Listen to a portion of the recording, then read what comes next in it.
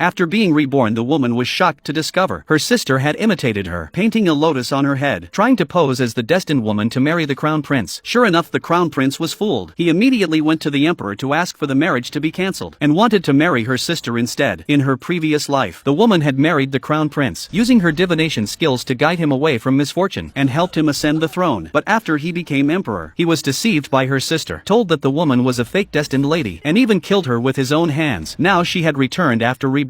Knowing the crown prince had also been reborn, she openly admitted she was not the destined woman, voluntarily cancelled the marriage, and let her sister marry the crown prince, just to watch them reap the consequences of their own actions. Once the marriage was annulled, she immediately sought out the second prince, provided him with rare elixirs, and warned him that 3 days later a sandstorm would strike Nanjing. She also had a way to stop it. Soon, her sister was officially crowned as the crown prince's consort, but the prime minister was deeply worried, considering restoring the original marriage, because he knew the eldest daughter could not perform divination.